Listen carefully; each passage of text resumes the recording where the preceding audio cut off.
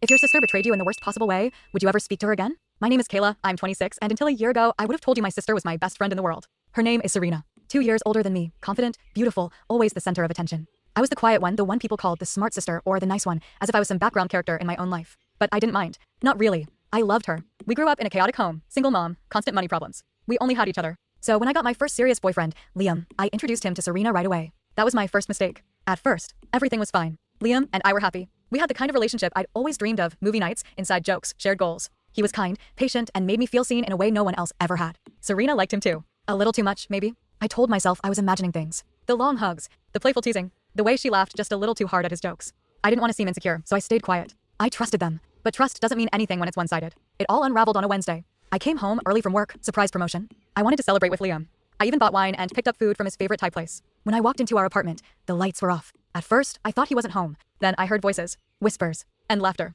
from the bedroom. My stomach sank. I opened the door, and there they were, Liam and Serena, half naked, tangled in each other like it was the most natural thing in the world. I didn't scream. I didn't cry. I just froze. Liam's face went white. He jumped up, stammering my name. Serena didn't even try to cover herself. She looked me dead in the eyes and said, "You weren't supposed to be home yet." That was all. No apology. No shame. Just inconvenienced. I turned around and left. I couldn't breathe. I couldn't think. I drove around for hours before ending up at a motel on the edge of town. I checked in and cried myself to sleep. The next morning, my phone was flooded with messages. From Liam. From Serena. From my mom. Serena had told her. Said it just happened. That they were in love. That I was being overdramatic. My own mother told me to be mature and not ruin the family over a man. A man who had promised to marry me. A sister who had been my maid of honor in our planned wedding.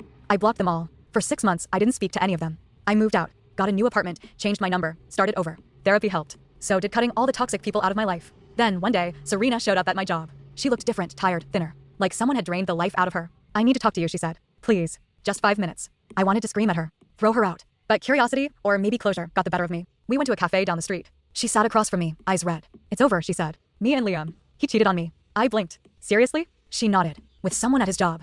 I found texts. Pictures. I didn't say anything. She kept going. I thought he loved me.